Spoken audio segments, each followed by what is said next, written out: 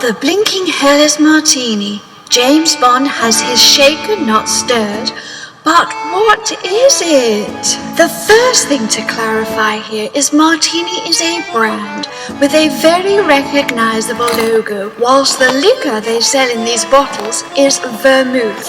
The other kind of martini is a cocktail which contains vermouth. There are many manufacturers of vermouth, tending in the most part to come from the north of Italy, mostly in the Turin region. Just don't ask why James Bond, needed his shaken. The man's either an idiot or a chemist, and that's all I'm saying. The cocktail's ingredients, however, are 1 part dry vermouth, 6 parts gin.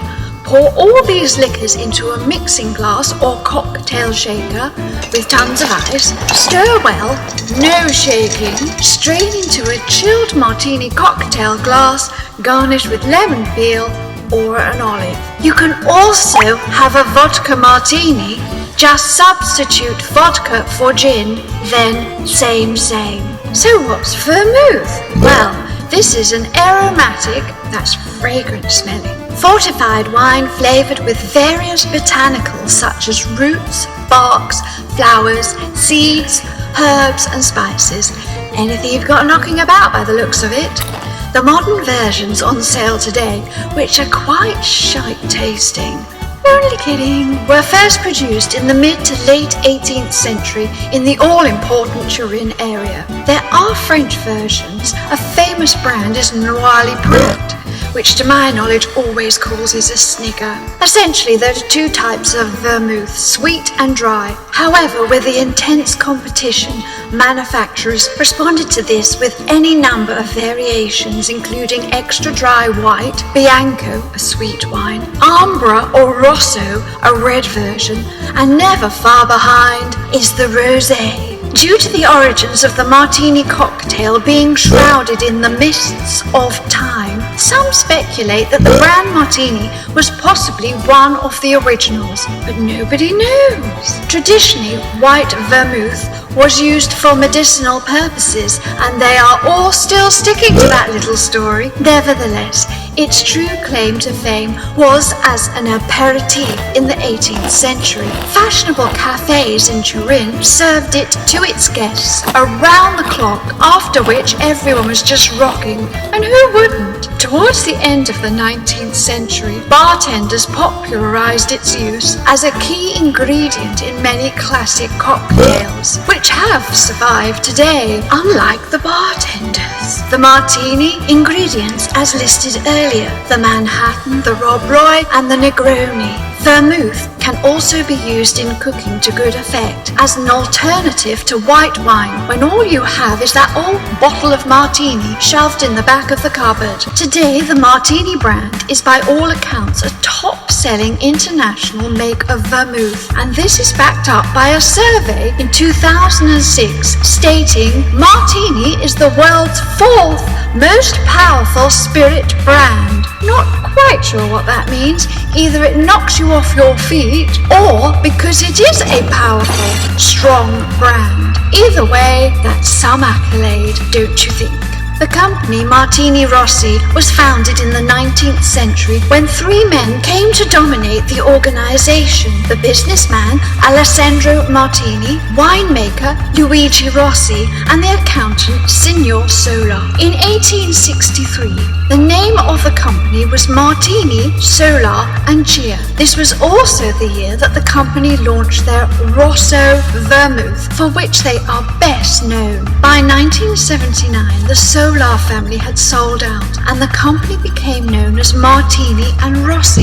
But your general twit on the street just calls it Martini. I know I do. In 1929, the Martini Ball and Bar logo was registered for the first time. 40-odd years passed, and in 1977, the company restructures with the creation of the General Beverage Corporation. In 1992, Martini and Rossi merged with Bacardi, which was a rum do in any other parlance. The thing about the brand Martini And why it is so familiar to so many people up and down the land is due in good part to its historically aggressive promotional style. And this has been Martini's MO ever since its early inception. In the 1970s, this was never more so, with their aspirational, high-octane advertising campaign, using salubrious locations, beautiful people drinking nonchalantly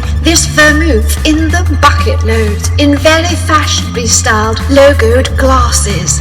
It was all so fabulous. What's not to like? Everything but the drink, really. The brand was and still is very closely associated with motor racing, with the Martini Racing logo, which made its debut on the F1 Hockenheim circuit in 1968. And that, in a nutshell, is the way to make yourself high profile, using a smashingly simple and effective logo. Meanwhile, back at the iconic campaign adverts of the 1970s that possibly inspired a generation, adverts like no other that with hindsight were tremendously evocative of that decadent decade, symbolizing the glamour, the wealth, and the indulgent world of the millionaires, the jet setters. Ooh, whatever happened to them? The beautiful people with the catchy line, anytime, any place, anywhere. And they certainly did, all through the 1970s. The campaign was created by McCann Erickson, creative leaders of that era, those golden days of advertising that cast a long shadow, but only as far as the 1980s. Later, in the 1990s, Martini took up with Hollywood celebrities, mostly the ladies, and in the noughties, George Clooney was regularly paid huge sums to appear on the permanent search for a glass of Martini. Gone were the aspirations. In came the humour with different strap lines of the ilk. What would you wish for? Personally, I couldn't say. And prior to that, Martini, the perfect start to the end of the day. But possibly not. Call me old-fashioned. I don't think you can beat any time, any place, anywhere. Alongside with that unbeatable melody. Perfect. Let's fly. Please like, share, subscribe, and comment. Thank you.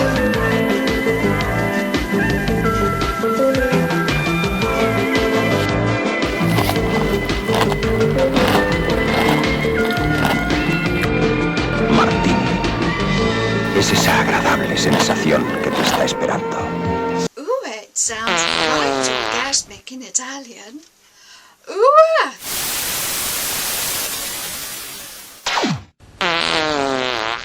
Oh, for goodness sake, Panda! You sound like a blinking one-bear band.